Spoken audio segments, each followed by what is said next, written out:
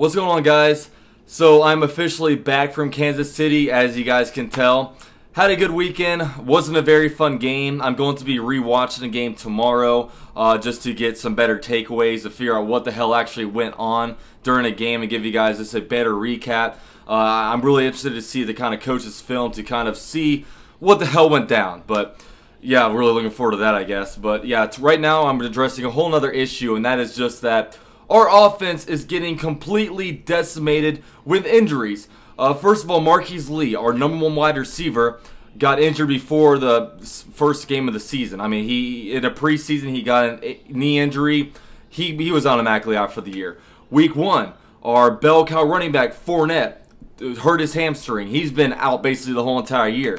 He came back a little bit during the Jets game before re-aggravating his hamstring, so he's out for the foreseeable future. You know, this guy hasn't even played a full half of football yet, and this is a guy that we built our team around. You know, we wanted to be a power running team, and we haven't had a power running back at all through these first 5 weeks of the season. Also, week 2, you had our left tackle, Cam Robinson. I believe he had an ankle injury. He's out for the whole entire season. You had just this last game, man. We had seferian-jenkins. He gets placed on the 8-week injured reserve list, so he is designated to return. He had a sports hernia kind of thing go on. He was on the injury report before the season started from this, but tried to play through it. Some players were able to. It looks like he, I guess, re-aggravated it, so he's going to come back and have surgery. Luckily, he will be back at some point. You know, he's designated to return, so hopefully he'll be back. And also, Corey Grant is now out for the season. It's been bad, man. We've had our #1 wide receiver get out, our left tackle, get injured. And Josh Wells got injured last game, so we're on our 3rd left tackle right now. And that's not even to mention that our whole entire offensive line has been on the injury report at some point this season. We've had 2 out of our 3 running backs that we really had our offensive, a lot of stuff keyed up on the offense for. They were poised to make huge impacts on this team. They're now out. Thank God we have Yeldon, because Yeldon has been carrying the run game so far. Seferian-Jenkins, he was expected, and he's been doing pretty well, especially in the run blocking game. Now he's going to be out for at least half the season. So, man,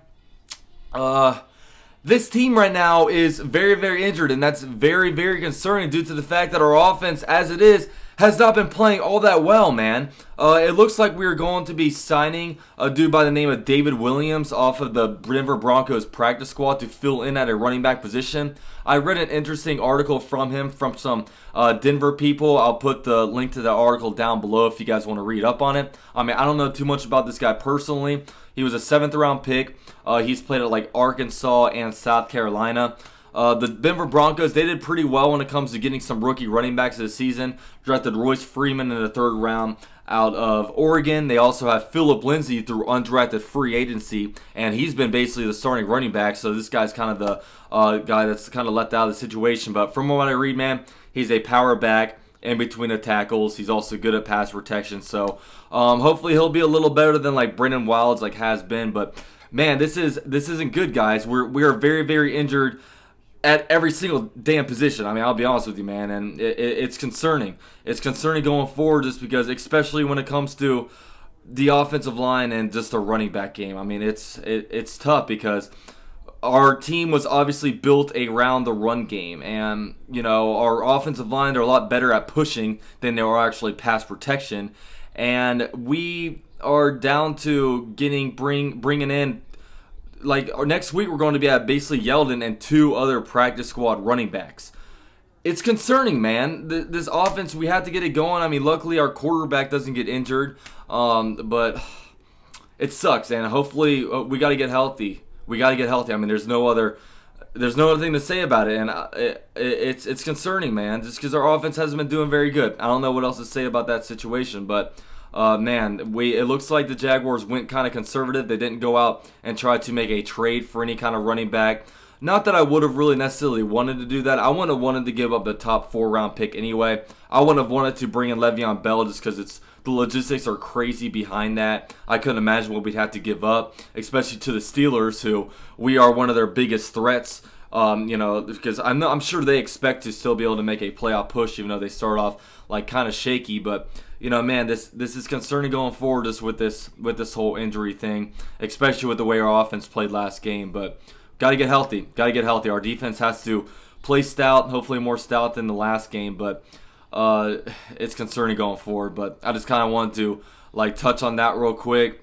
Something to look at going forward. I don't know if we're going to be. The trade deadline is coming up. You saw last year we made a trade for a guy like Marcel Darius. You know, maybe this year we'll trade a 5th or 6th round pick to bring in a guy that's contract is either really, really high or their contract is like expiring.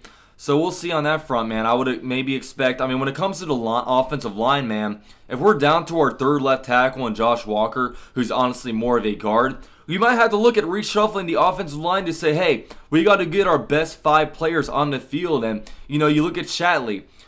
He might be, if everybody is fully healthy, maybe the 6th best offensive lineman on the team. Now that we're having guys drop like flies, you know, maybe we want to plug him in at center, and potentially Brandon Linder, a guy who played a little bit of left tackle at the University of Miami, maybe we swing him out to the left tackle spot instead of having nobody. I mean, Josh Walker's more of a guard, and we have nobody. Will Richardson, he's exclusively like right tackle, so it's concerning, and it's something that we really had to address it just because, man, we can't have any more injuries, man. Could you imagine if Yeldon dropped? Could you imagine if any one of our wide receivers dropped? What if one of our tight ends dropped? If we only have one left, if the Chauncey drops, all we have is like Niles Paul, so it sucks. It really does suck, but next man up, I guess. Maybe look for trade options. Don't try to give up too much, but you know, we're a team that has Super Bowl expectations right now, and it's not looking. We didn't look like a Super Bowl team last week. You got to play by the Chiefs, and now that our offense is just getting decimated with injuries,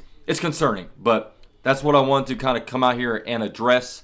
I'll come at you guys tomorrow with a better recap video. Thank you guys. I just hit 4,000 subscribers. It's pretty dope. See you guys next time.